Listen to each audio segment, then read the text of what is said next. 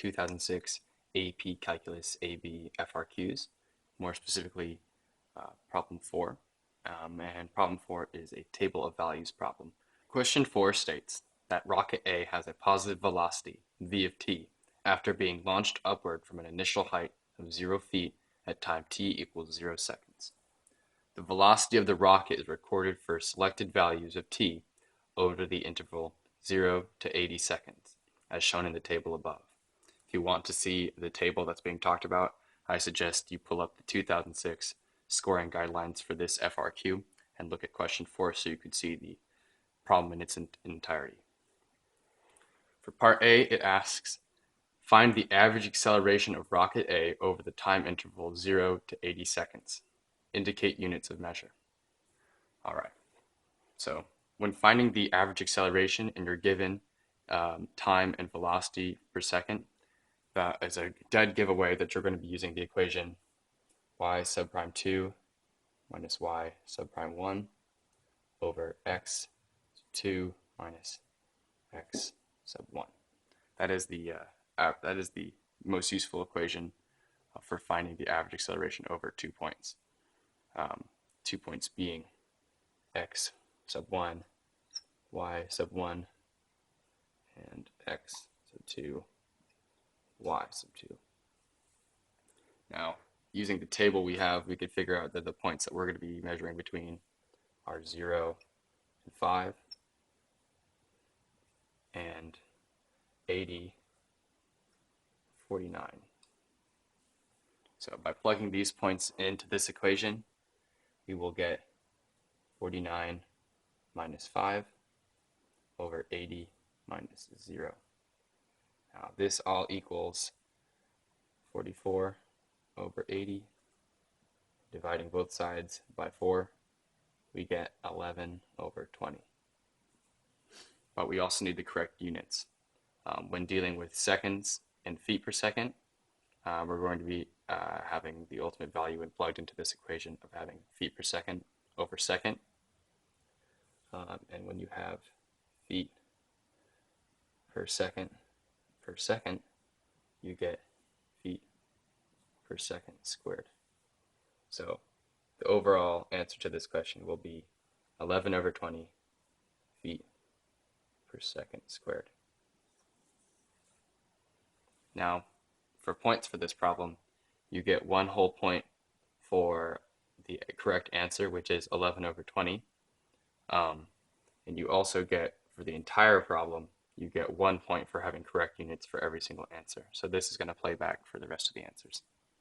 Part B is asking, using the correct units, explain the meaning of integral v of t dt from time 10 to 70 seconds in the terms of the rocket's path, and using a midpoint Riemann sum with 3 subintervals of equal length to approximate this equation.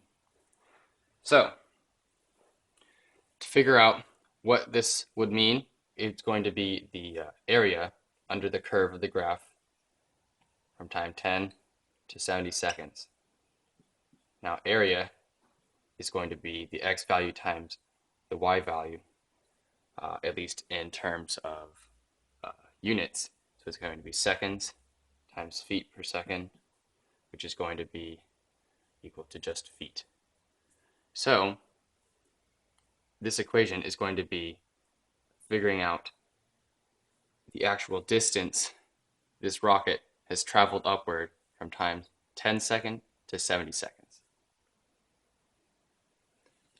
Now for the second part of part B, we're going to be using a 3 subinterval midpoint Riemann sum.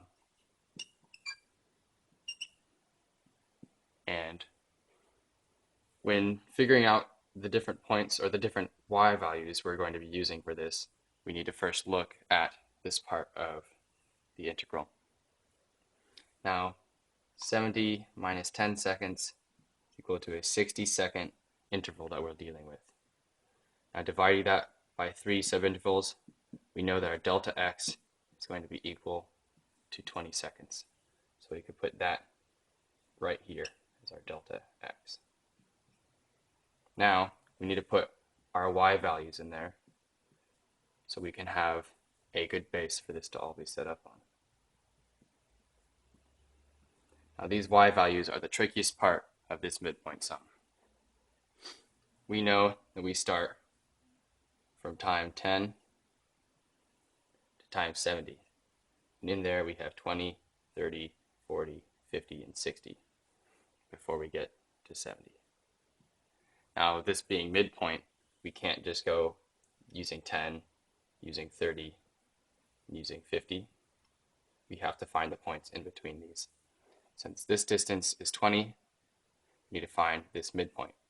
And lucky for us, that's an easy number, which is 20, and we are actually giving that in the table. And so the y values, or the feet per second values we're going to be using for this, are going to be at time 20, 40, and 60. You actually get a point on this problem for using these y values. All right.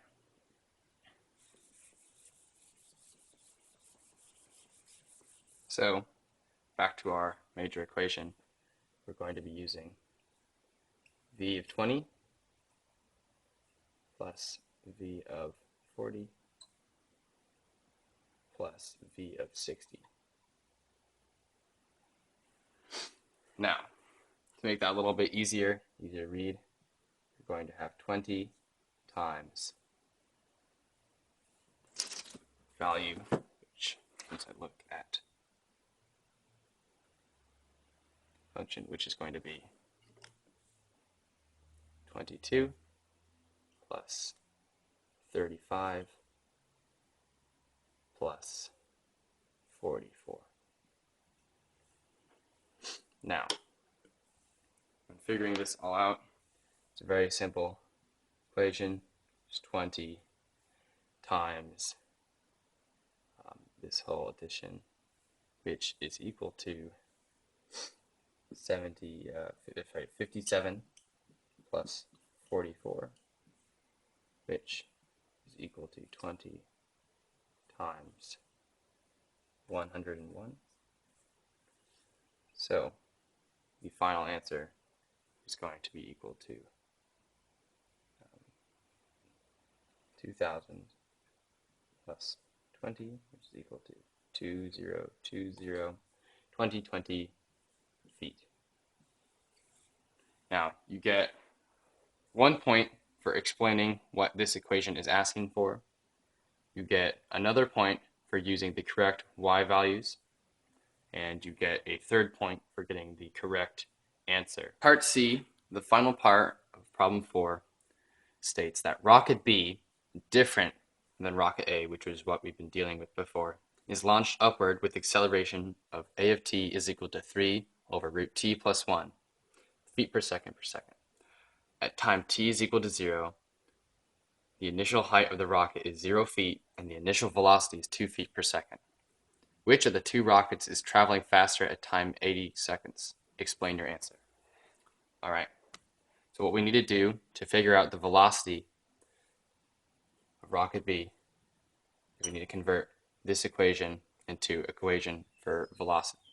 And how we do that is we take the integral of a of t, which is equal to integral 3 over root t plus 1.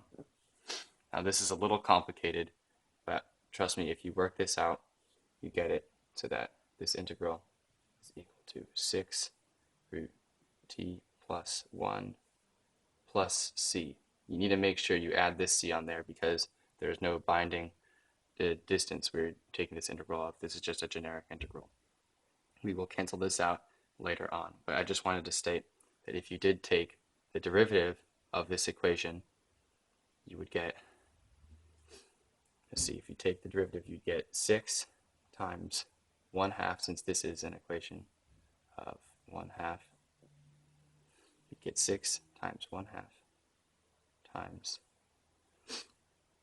t plus 1 1/2 minus 1, which is equal to 3 times t plus 1 to the negative 1/2, which is equal to the original equation. So that is how we can check, once we have finished our integral, that's how we can check if we did it correctly. Now, using the information that we started with, we know that at time is equal to 0, the velocity is equal to 2 feet per second. So by plugging that in, we can get 2 is equal to 6 root 0 plus 1 plus c, which is 2 is equal to 6 plus c, meaning that c is equal to -4. So now we have the exact velocity function for rocket B, which is v of t equal to 6 root t plus 1 minus 4. So what we already know by looking at the table is that rocket A at time is equal to 80 seconds, his velocity is equal to 49 feet per second. So for rocket B, we need to plug in 80 into the equation. So doing that, we get 6 root 80 plus 1 minus 4, which is equal to 6 root 81 minus 4. Now root 81 is equal to 9, so we get 6 times 9 minus 4, which is equal to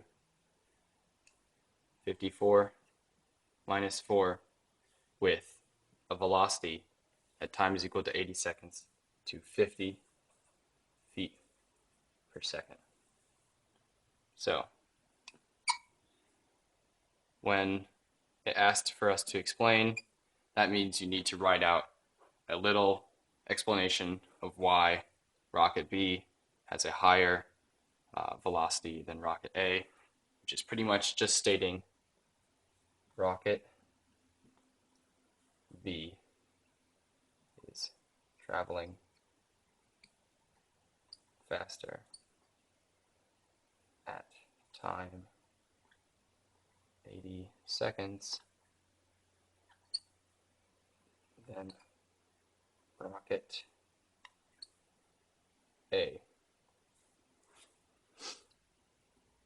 because rocket B velocity at 80 seconds is greater than rocket A's velocity at 80 seconds. I know this is a little tight and a little confusing, but a little crushed for space here. But for figuring out where you'd get points for this equation, the first place that you get points for is doing the correct integration of A of t and ending up with this equation right here. But what also comes into that is not only getting this, but you need to make sure you add this c. So you get another point for getting the correct c value of -4. You get a third point for using the initial condition of that when time is equal to 0, the velocity is equal to 2 feet per second, which is how you figure out this final equation. So already, once you get this equation, you already have 3 points out of 4.